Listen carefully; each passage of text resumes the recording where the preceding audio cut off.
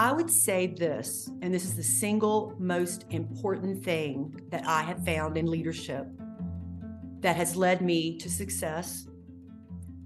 And that is when you give the credit out to other people and you lift them up rather than wanting yourself to be looked at, the light naturally shines back on you and your organization becomes successful.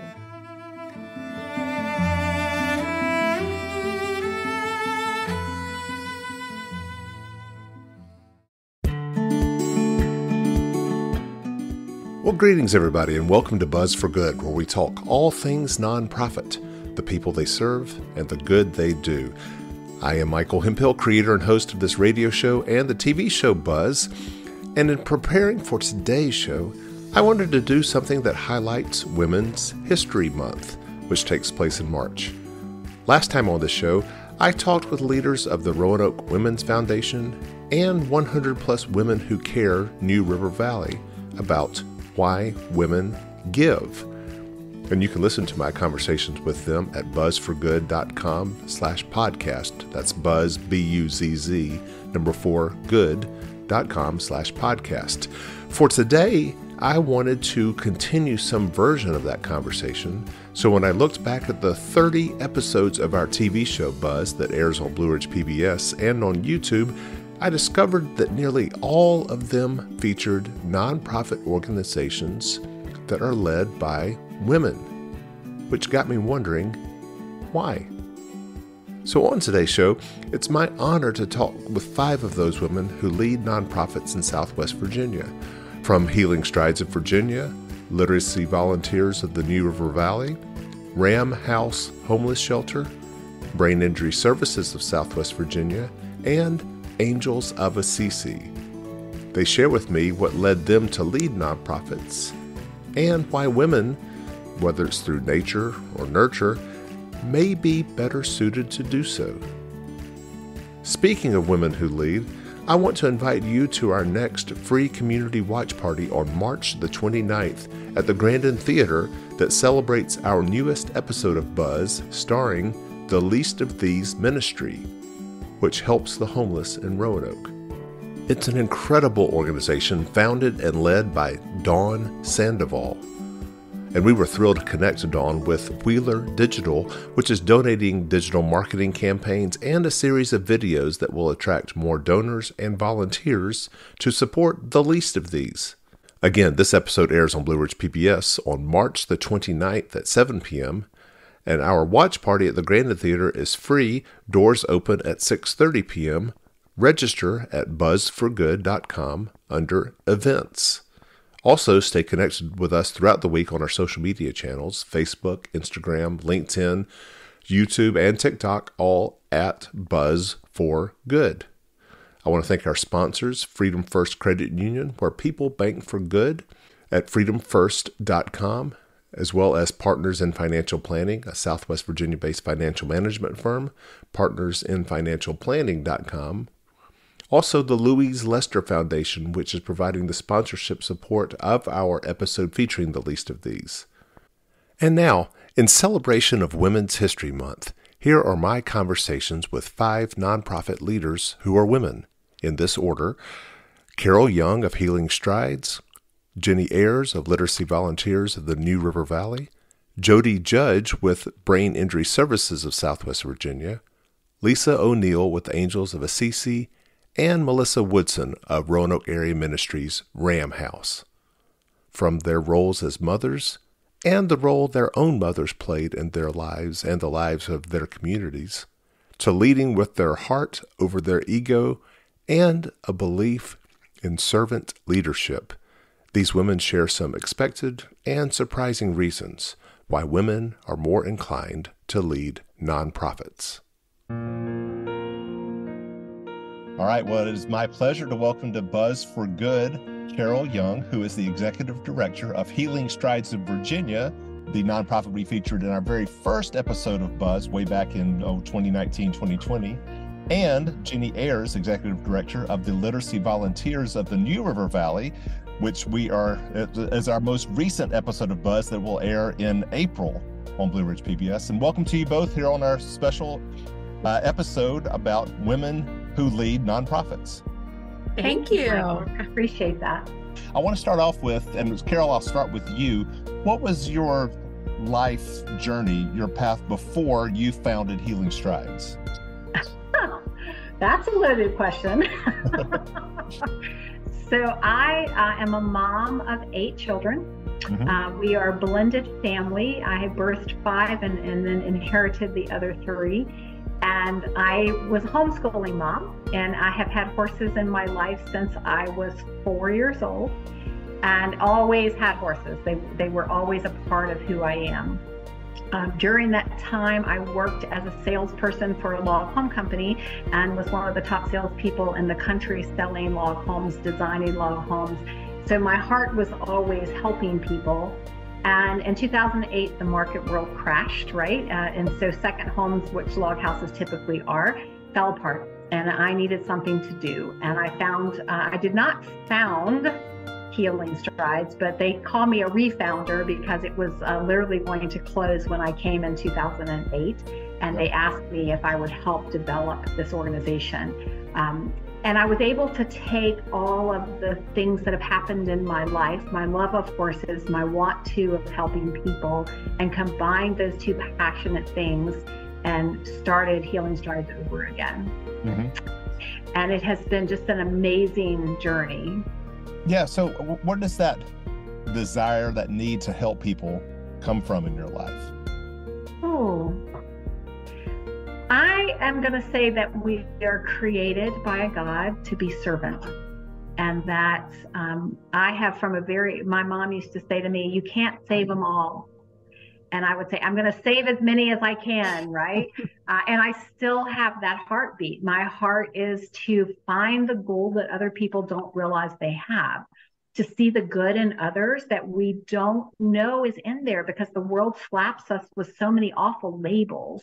And so I like to rip that old label off and say, no, you are good. You do have good in you. You have purpose, and help people find that purpose in giving back to others. And again, I think we're created that way. We do our best work when we're serving other people. Are humans created that way, or are women created that way? Oh, that is not a fair question. I'm going to say humans are created that way. I am also going to say that my belief system says that God created women to be more nurturing, and men to be more of the protector and provider role. And that's really dogmatic for a lot of people to hear that. And I'm okay with them saying that. Mm-hmm. What I believe is that women's heartbeat is for the family, that we have gotten so far away from what we were created to be as women, that is hard for people to hear. But that I do believe women are created to have that nurturing and that I want to take care of attitude.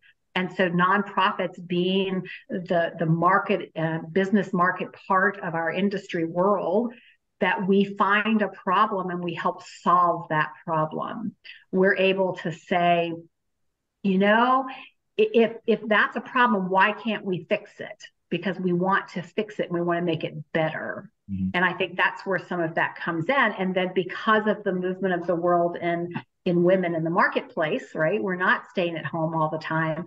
We have found our niche in the industry of the nonprofit world. Excellent. Okay. Ginny, let's rewind with you and talk about kind of your life/career path that led to Literacy Volunteers. How would you, if you had 30 seconds to define your world before Literacy Volunteers, what would you say? Yeah, I worked my first 14 years in manufacturing and quality assurance, and it was a local organization. And as my service through the company with United Way, I learned about literacy volunteers. This is kind of how it ties together for me. This has been over 20 years ago, but was able to connect several of our employees with literacy volunteers. And I learned about the desperate need for adult literacy education in our community and how it impacts individuals and their families. And then I worked my next 13 years at Virginia Tech in alumni relations. And so not for profit, but not exactly the same as the small nonprofit world. And so my son graduated high school. I was ready then to give my time to literacy volunteers and signed up as a volunteer. And not too long after that, the executive director position came open. And I was lucky enough to get this opportunity to kind of take what I learned in the alumni relations development world, fundraising world, and apply it to a much smaller shop. Mm-hmm. I would imagine, I mean, given your experience in the manufacturing world, and especially with an organization like Virginia Tech and alumni relations, which is a very important and prestigious position, you could have gone into any number of fields, but you chose a small nonprofit. And I'm wondering more about why. I did. And that was what my boss asked me when I said I was leaving Virginia Tech, because I was passionate about their cause there and felt very valued as a staff member there and enjoyed working with my team. I felt like I have the advantage of being sort of in the last third phase of my career. Mm-hmm. And I had this opportunity to really take the skills that I've developed over the years and funnel it into a true passion project. So not that I'm not passionate about the Hokies, I'm a Hokie, but just to kind of, be able to steer that into a place that was such a personal passion for me to begin with. Mm-hmm. So kind of similar to what I asked Carol, and I don't mean for this to be a leading question at all. You feel free to disagree, but I mean, is there anything about being a woman that led you to, or maybe what we would call maybe stereotypical or typical female traits that led you to this passion project of a small nonprofit? Yeah, I think so. And I've thought about this quite a bit, just the issue of women in nonprofits, because we do, at least in our area, tend to have primarily women leadership and women who work in them. I do think I personally got this opportunity because my husband and I discussed it, and it was a big shift for me salary wise, kind of a shift to a whole different bracket, but it was a very conscious choice and something that literacy volunteers doesn't pay as much as Virginia Tech alumni relations. It does not. It does not.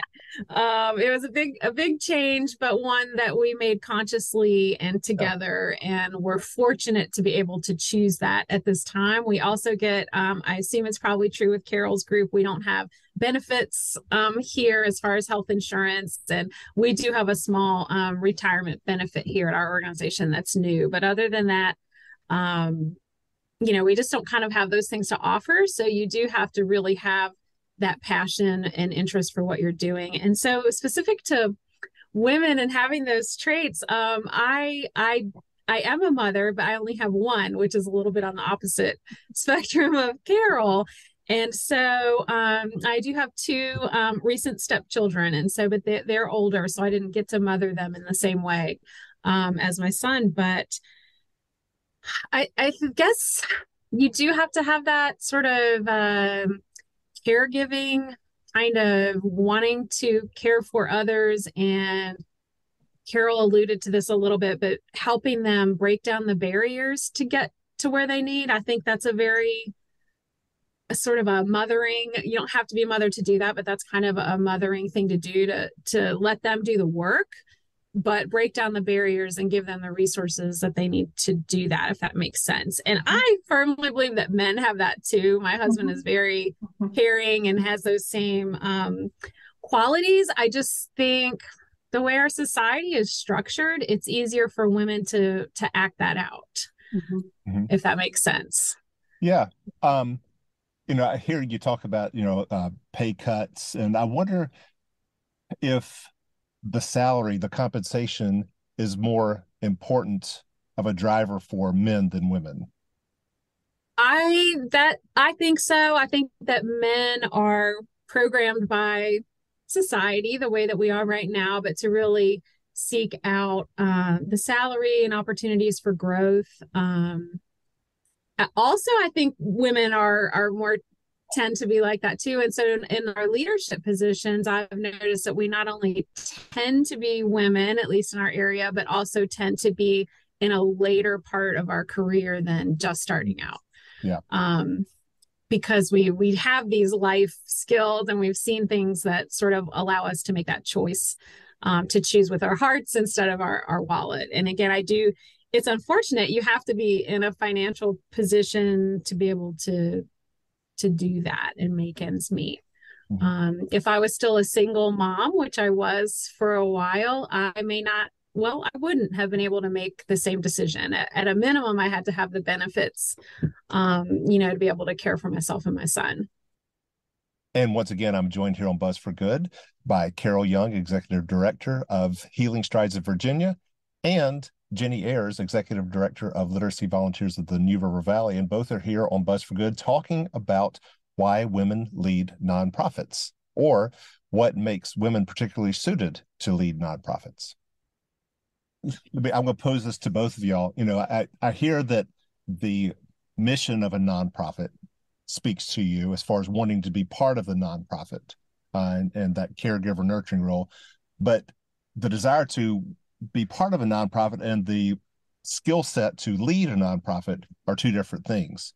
And I'm wondering if, in your observations, have you seen some traits, maybe more typically defined by women, that suit women to be better nonprofit leaders? That's a really interesting question. It is. And I don't know that I would specifically attribute this to women, but women, including Carol and I in this small sample here. I heard Carol saying that she has a level of entrepreneurship in selling the log cabin and figuring out how to make that happen. She has learned for herself how to be a teacher and operate her own school with her family. And I think that's also been an interest of mine. I've had kind of just side creative related businesses over the years. And I like in our really small shop here, part of what appealed to me is really being able to have that entrepreneurial mindset. We answer to our board and we answer to our donors and of course our students and volunteers. But other than that, I get to make a decision if we're going to use this database and let's try this now. And that's part of the job that really appealed to me from a leadership standpoint. Mm-hmm. And Jenny, I love that you said it that way.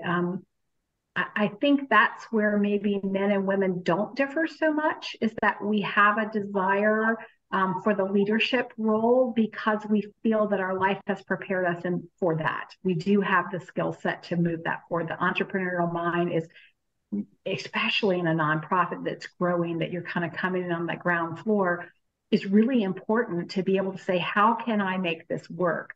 One of my veterans, who I love because veterans have that servant attitude, whether they're men or women too, they want to give back. But he says the thing that he loves about Healing Strides is that we're a can-do.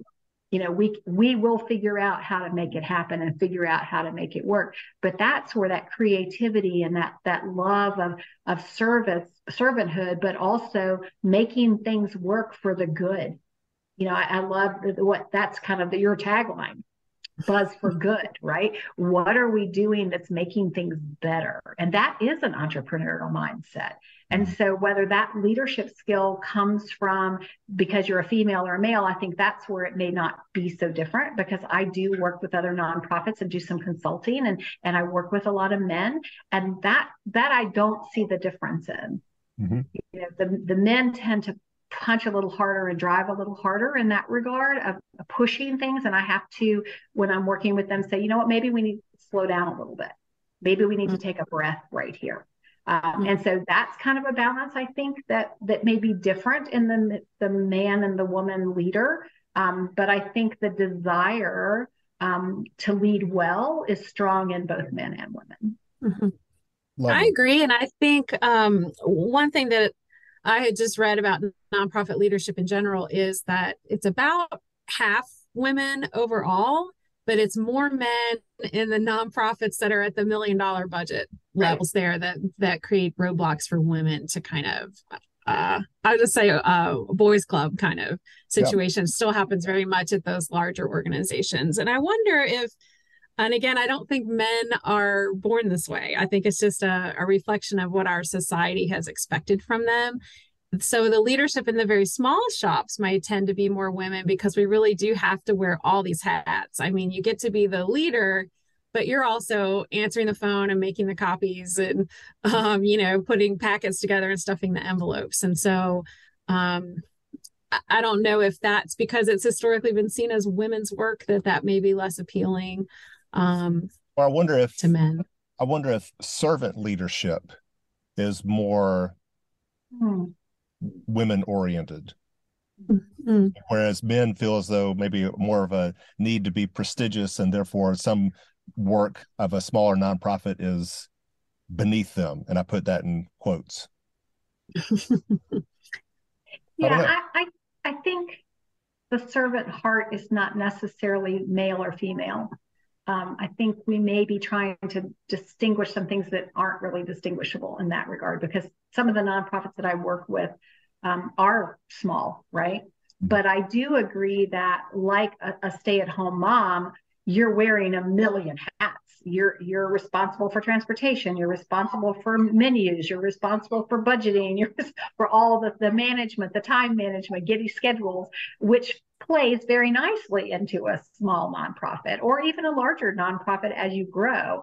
We started out, when I started here, the budget was $10,000 a year. We're now at almost $1 million a year, which blows my mind. One of my employees pointed that out, because I said, oh my gosh, we're just so busy. She's like, well, Carol, you are running $1 million organization. And I go, oh yeah, I am, right? Because I was the one pulling the weeds out of the garden. I was the one pulling the weeds out of the arena and grooming the horses and cleaning the tack and all the things, right? And so having that growth process has been really interesting. I tell people I've painted myself into a corner office, right? Because I'd much rather be out there teaching a writing lesson. That's a whole lot more fun. But that I think the skill of that has come with the job, right? It wasn't that I walked into that job. It was that we developed that job. And is that equal to what a man would do? I would say probably yes. I think the difference in lies is that where we started from, if that makes sense. Interesting. All right. To wrap up, what would be a word of advice that each of you would have for a woman seeking to take on more of a leadership role in the nonprofit world, and for men? Well, so from my perspective, I kind of was in the very much for-profit to the higher ed, which is kind of a little bit in the middle. They're not for profit, but much larger, to our mission. I think, so I'm still fairly new in this role, but I think that we struggle with imposter syndrome. And so you think, okay, I believe I have the skills to do this. I think I have the skills to really make a lasting impact on this organization, but I haven't done it before. And we can learn about nonprofit leadership, but every nonprofit and their mission is different, and the way that we run is different. And so I think it's okay to have that, to feel like you're in that imposter role, but to really embrace it and be open to learning new things and knowing that you can do it. And you can also change the job to be the way that you think it needs to be, that'll take the organization to the next place. Lovely. Carol? Yeah, I love that. So I would go a little bit different angle in saying that, to piggyback on what she says, I think everything she said is exactly great advice. But that next step has to be a balance. And I think that's where women in particular get jammed up a little bit anytime they have a career path that they're seeking, is where is that balance in my life, being a wife, being a mom, being whatever the other part of your life is, right? With this is a demanding 24/7 job. When you're a CEO running an organization, you're on call all the time. And so how do you balance that and giving yourself grace? I think that we're hard on ourselves. The imposter syndrome is exactly what a lot of people face, but being able to give ourselves the grace that we would give somebody else. because it's really easy for us to say, oh, you should do that. But are we looking in the mirror and doing that for ourselves? And are we taking the time to say, you know what, you're where you are because that's what your purpose is. You're where you are because God has a plan for you. And then taking that and being able to say, you know what, this is a beautiful thing. And whether I do it right or do it wrong, I can fix it, right? Most of the things I have learned over time is that you think it's really important. It has to be done right now. And it really doesn't. It really doesn't. If you sleep on it, if you take the time to say, you know what, we'll worry about that tomorrow. We're not going to worry about that today. That ability to balance those things is really vital to long-term leadership in any organization. Wow. That is wonderful advice. That's great. Well, Ginny Ayers, Executive Director of Literacy Volunteers of the New River Valley, and Carol Young, Executive Director of Healing Strides of Virginia. Thank you all so much for coming on to Buzz for Good and sharing your perspectives on why women lead nonprofits. Thanks so much. Thanks, Michael. Thank Jenny, you. It's a pleasure to meet you. And you as well, Carol. Thank you. I know. That'd be great. And it's great to welcome back to Buzz Jodi Judge, who's the Executive Director of Brain Injury Services of Southwest Virginia, which we were honored to present on a TV episode last year, and the great work that they do throughout our region. Jodi, welcome. Thanks, Michael. It's great to be back with you all. It feels a little bit like home. Well, you're very sweet, very sweet. So obviously I want to talk about Brain Injury Services and your work there coming up, but I want to start though with what was your working family life like before you began the nonprofit world? Well, if I can remember that long ago, I have been doing some type of human services work since coming out of college, but I did not get into the nonprofit sector of human services work until I actually had my oldest son. And what kind of drove it was that, I was a new mother, and I had this wonderful new little addition to our family, but I was working a job with individuals with disabilities, but it was contracted through the state that basically I worked whenever they were scheduled to work. So I did not have a set schedule. And with a newborn at home, that just really wasn't conducive my life at the time. And that directed me to an agency that had a heart still for the population I was serving, but also saw the benefit of having, a schedule that worked for individuals that were doing great work inside the walls of their home as well. When or what inspired you then to transition to nonprofits? So it was at that point in time that I actually ended up where I currently am now at Brain Injury Services of Southwest Virginia. And what became apparent shifting gears at that point in time is that there, of course, was a great need for the population that we were serving, but we were very unique in the way we were able, and we still are able, to serve the population that we do, those that are survivors of acquired brain injury and their family. We were able to do that from a very person-centered perspective, which at the time wasn't quite the buzzword, no pun intended, for human services now. But so we were able to really tailor services in a way that met the needs of the individuals receiving our services versus in the way that maybe a larger governing agency or overseeing medical system was instructing us to do so. What was it within you that kind of made you feel that working in the nonprofit world was home?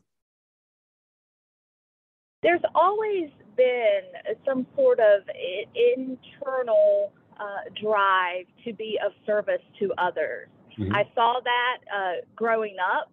You know, my mother is one of the most generous individuals that you would probably ever meet. And, you know, her philosophy in life has been, we are just conduits. So what we are given, you know, isn't for us to hold on to or to hoard, more or less. That is to flow through us rather. So, you know, if we are able to give money, great. If we're able to give time or talent or treasure, then we need to be doing that, because that's truly how we make a global difference. But it all starts at home, and then our communities are just the extension of our homes. And so really being someone in the community that are seeing the individuals that just need either, you know, assistance connecting to the correct resources or being the actual resource that they may need, drives, you know, my desire to be of service. And nonprofit, you've got to have that, because we all know you know, the word nonprofit. Yeah. You know, need I say more? You know, you've got to have some type of internal motivation, and that for me is to truly make a difference in the lives of people in our communities.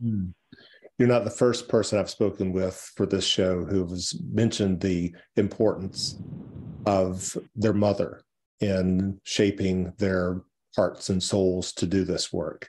I find that interesting. And is there something uniquely female or feminine that also contributes to this work? I think that, you know, being a woman in general is a unique gift that we are given. And I think that, you know, men have their own skills, talents, and attributes that just make this world a great place, and women as well. I think what makes us unique is we do have this innate thing within of a caregiving nature. We tend to be the caregivers and the caretakers. We tend to be very relationship driven. So, you know, doing what we're doing with human service work, where is really connected at that level. We are forming relationships with individuals. We're building trust. We're saying to them, hey, I see you. You may feel unseen, but I see you. And I do think that women have a skill set for those types of things. The other thing that I think is that, you know, we're used to an enduring race. In other words, you know, we juggle a lot of things, and we are the keeper together of things. And it doesn't matter if I'm sick. My kids still need to have dinner. I mean, that's just the bottom line. And it's the same in the professional world. You know, it doesn't matter if the funding isn't there. Our job is to find a creative solution, a workaround to get us to our end goal. Yeah. You know, that kind of, you've already kind of answered it, but, you know, I find that there's a difference between having a heart to work with nonprofits or for nonprofits, and then the separate skill set to actually successfully lead a nonprofit. Are there some leadership qualities that you have been able to rely on being a woman to help you further?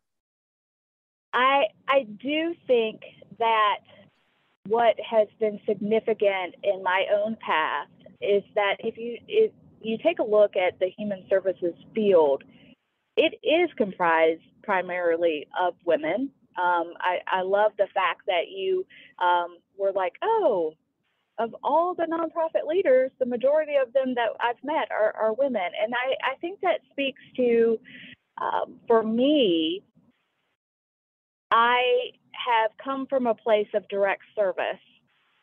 And so I have done the work that I am leading my team to currently do.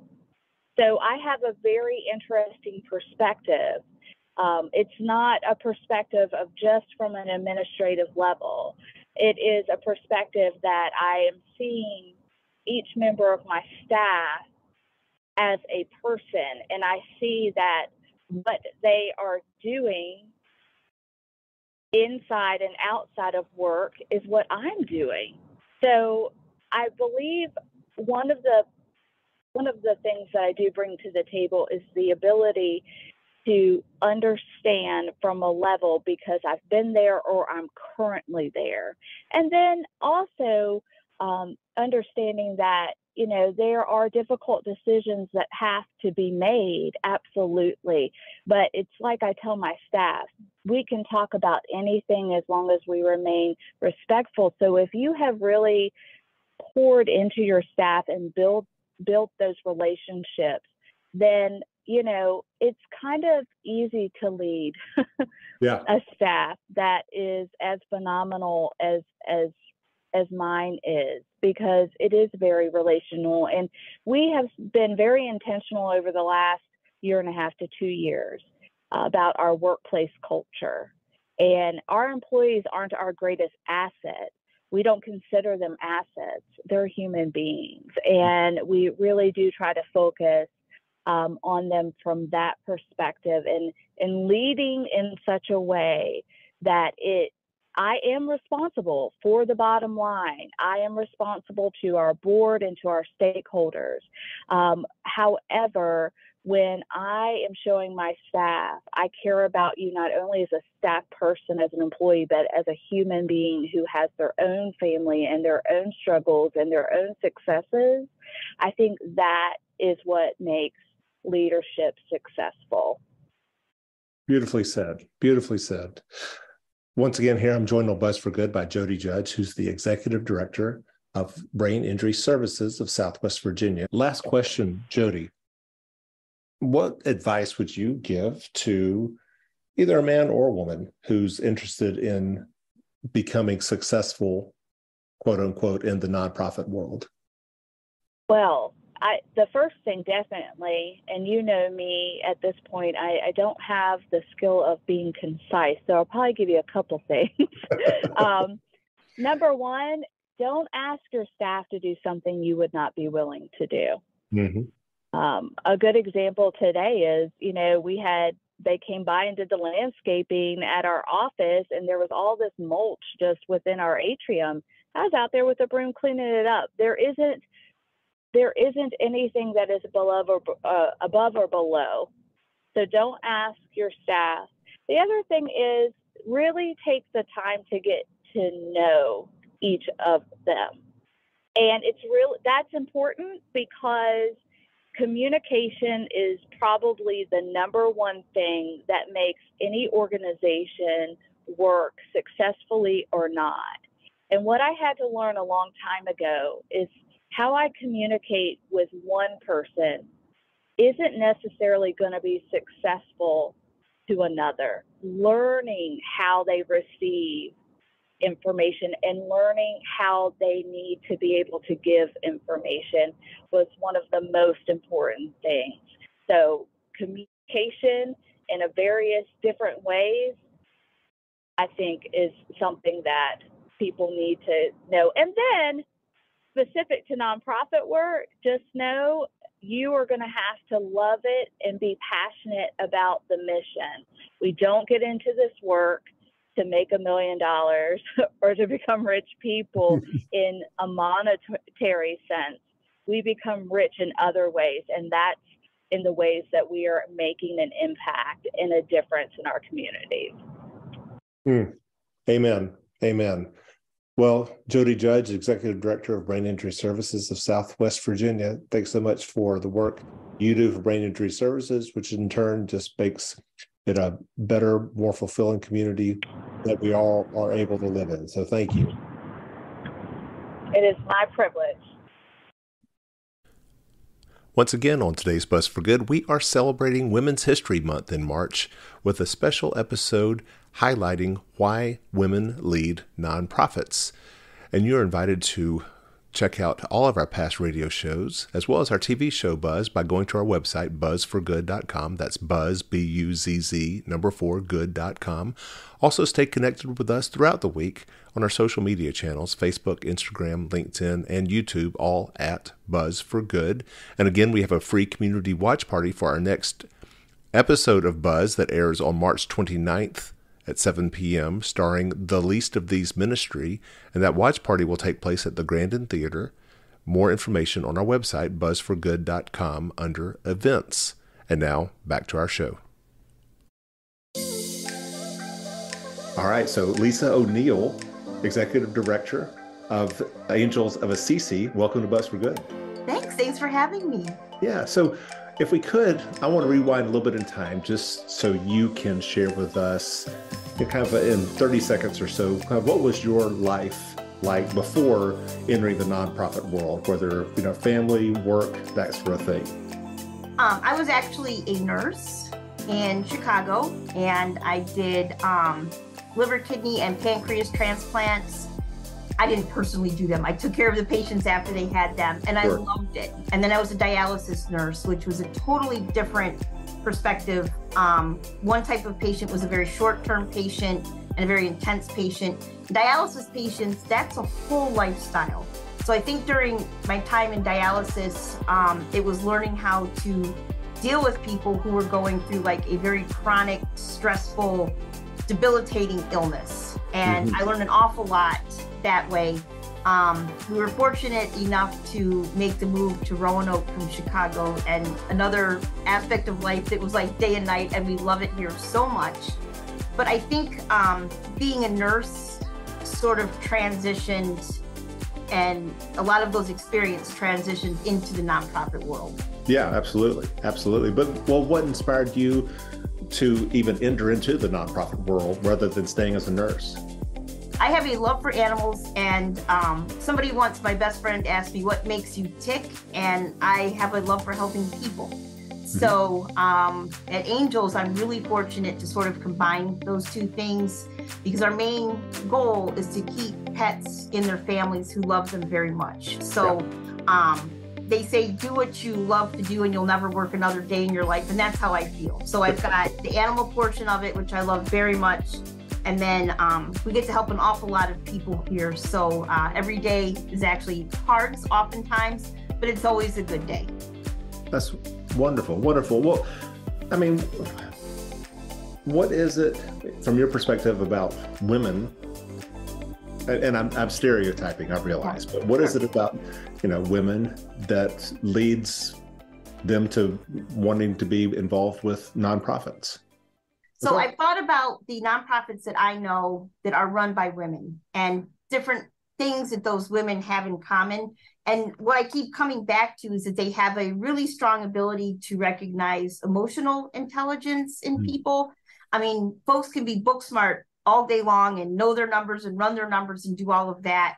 But you, I think, also have to have a feel for not only the people that you're serving, but your staff members have to have a certain element to be able to fulfill those missions. So like here at Angels, we can have somebody that can do all the books and everything, but that person also has to have a real sense of understanding of seeing the big picture. We may have folks that are super grouchy that come in and they want services for their pet. Well, they can be grouchy and you can write that off, or you can kind of think of why. Why are they grouchy and why are these folks angry? And what we see over and over and over again is that they're worried about money. So they're worried they're not going to have enough money to take care of their pet. They're worried about what's going to happen to their pet if they can't be seen. Are they going to get sick? Are they going to die? Are they going to lose them?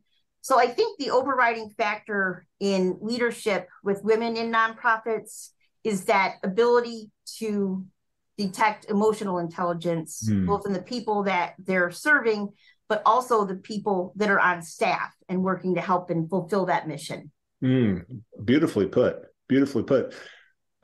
Is that an innate trait of women, or is it something that society is kind of inculcated? I feel like it might be a little bit of both.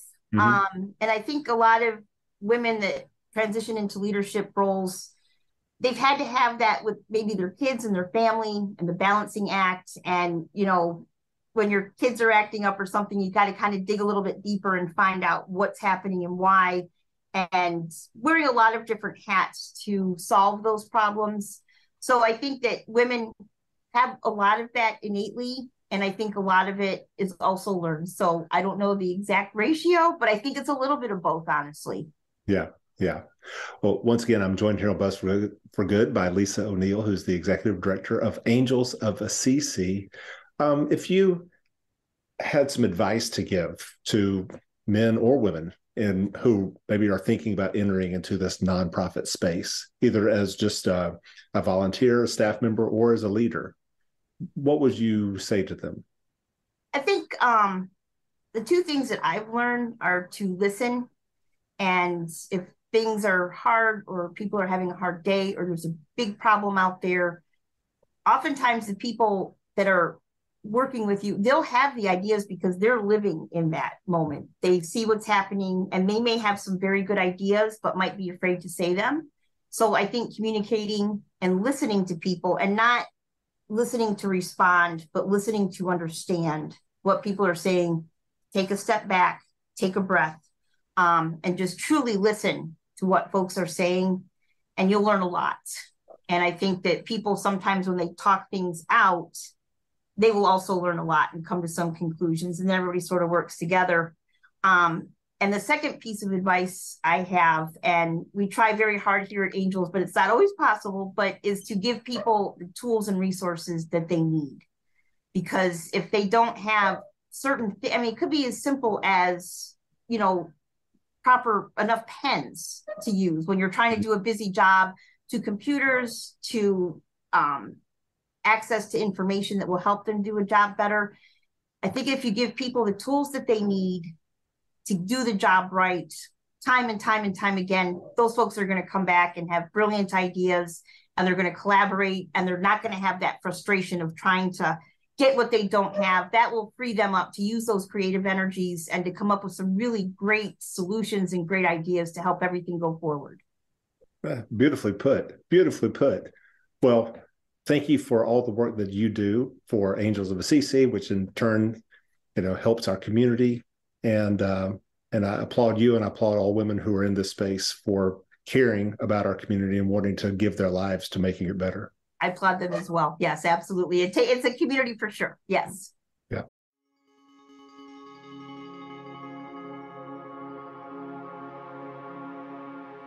Okay, well, I'm delighted to welcome back to Buzz for Good my good friend, Melissa Woodson, who is Executive Director of Ram House, Roanoke Area Ministries. Hey, Melissa. Hey. So today's show, talking about women in leadership roles for nonprofits. And I've just always been so impressed with, especially, our time producing an episode on Ram House way back in 2020. But before we kind of talk about your role with Ram House, you were fairly new to Ram House at that time, but what was your life like before then, as far as career, family? How would you define your life before Ram House? I was raised in a lower middle class atmosphere, and I've done a lot of things in my life, but there is nothing more that excites me than bringing people who are from a more vulnerable background into realizing who they can become. When I was a little girl and growing up in a semi-rural area with parents who had struggles, but they did well. They were hard workers. But I never thought that I would be somebody that would be in leadership or go to college even, So the fact that I overcame that background where people thought they couldn't do something and I did it, that's always been something that I've wanted to do for other people, to make them realize who they are. All those little girls out there that think that they're not worthy enough or they're not good enough. I just love being in a position to tell them they are. I love it. Well, to me, and I'm wondering if you would agree with this or disagree with it, but in hearing you say that, that grit to overcome, adversity is something I think all people share, but then you go a step further, then wanting to help others do the same.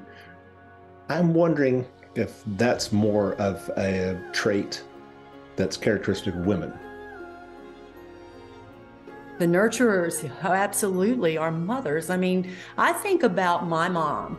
Mm-hmm. My mother was a housewife. My mother was bright. She was a really smart lady, but she never had the economic power to do what I could do. And I'll tell you something, the day that the library was built and opened in King George County, my mother had me as a 5-year-old in the first reading groups. I don't remember a time where I wasn't going to college. That was just, and I was a first generation college student. And I think I look back on it, my mother, her talent and her wonder and what she always wanted to do was be a great wife and mother. She wanted me to have more. And she, God bless her, she pushed that. And she was like the primary force behind me that said, you're no different than anybody else and you're smart and you can do this. Because I'm not really sure that I internally had that. But if it hadn't been for her and it hadn't been for that push, and I know as women, we want to do better. We want, this isn't right, that isn't right. But I am so satisfied with where my mother's generation lifted me. And I think that that is a beautiful legacy to carry on for other women, my nieces, mentors. Emily, your daughter, I adore her, just all the young people out there. And there's more than they can do than I did. And just the opportunity to get them to believe in themselves. It's very important to me. That's beautiful. Well, thank you on behalf of, my daughter, who was an intern with you back in 2021, and she just relished the experience and relished learning leadership from you. Yeah, I think the one thing that Emily and I are both Mary Washington College girls, or a University of Mary Washington. That's right. But I think the thing that Emily got from Bram House is the servant leadership aspect. Not for a minute do I walk in this building and think I'm going to go sit at my office and politely type away. I'll be down there washing a dish in a heartbeat, because that's how this is. This is the climate that we're in with what we do. And I think Emily really caught onto that. And she was so good about doing whatever we needed of her, but that's this business and that's what I love. Yeah. What inspired you to even enter into the nonprofit world? It's really kind of interesting. I by trade am a biology major, and I always thought I wanted to help people who were sick, and I was going to be a physical therapist. And then I worked as a phlebotomist in college to pay the rent, and I didn't like seeing people sick, so I learned that very early on. And then I went to work at a naval base, and I hated it. I just knew this wasn't the right thing for me. So I ended up getting a job for Red Cross Blood Services, and I loved it. And my favorite job of all to date was working at Boys Home in Covington as a team leader. I love having the impact to do those kind of jobs where you're showing people another way, and of course learning from them too. Don't get me wrong. I mean, I'd say the boys at Boys Home made me who I am today as a woman. They were so honest, and you really had to battle with yourself and your own demons to become a better person. So I had a lot of the pieces, but I wasn't real sure about the business aspects of it. So in 2004, I entered Averett University to get an MBA because I wanted to know how to run a nonprofit as a business. And I was the oldest person in the class at the time. And then from there, it just seemed like the positions came, Gotcha. They came, and the leadership came. And I remember thinking to myself, you leading a company, are you kidding me? But it's just as natural to me now as anything, riding a bike. It's just what I do and love. Well, you got your MBA, which could have taken you into the for-profit direction. But obviously there was something within you that made you want to give back, serve others. My parents. Yeah. I mean, that's what I grew up with. Like, my father was one of these people who he may not had anything. And if somebody needed something, he would take his wallet out and hand it to them, not even knowing who they were. I tell people often, so much so that my mother had to say, stop, we've got children to feed, but that's how they were. And my mother was the type of woman that she helped all the older people in the neighborhood die, that they were just the most wonderful salt of the earth people. I don't get joy. I never got the joy out of the idea of doing something that wasn't for lifting other people. And it's through my parents 100%. And as I mentioned before, my mother had a great deal of influence over that. Nice. Oh yeah. She was terrific. Well, what are some, from your perspective, like perhaps unique traits that women have that make them good nonprofit leaders? And we've talked about, a desire for nurturing that brings you into the space, but are there other like leadership skills that perhaps are more unique to women in today's world?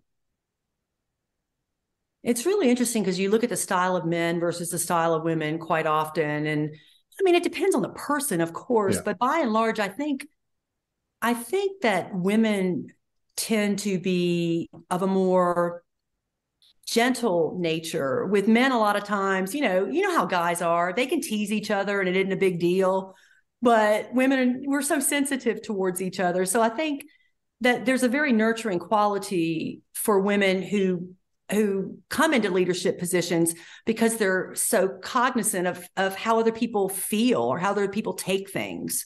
And, it's a mix. It's a mix. I think men add to that, but I think it takes both styles to make things run. And again, I think one of the reasons that a lot of us women turn towards the nonprofit field, especially if you're talking about homelessness or just these human services. Human services and social services. It's just such a natural conduit for us to fall into. Because big hearts, just the whole thing where we feel responsible for those around us. And I think it's probably a lot to do with how we're cultured. Yeah. Even as, becoming mothers and all of that. Aunts, mothers, grandmothers, we all serve as the matriarchs, the proverbial matriarchs. I love it. What advice would you have for a woman or man who's interested in getting involved in the nonprofit world? I would say this, and this is the single most important thing that I have found in leadership that has led me to success. And that is when you give the credit out to other people and you lift them up rather than wanting yourself to be looked at, the light naturally shines back on you and your organization becomes successful. Yeah.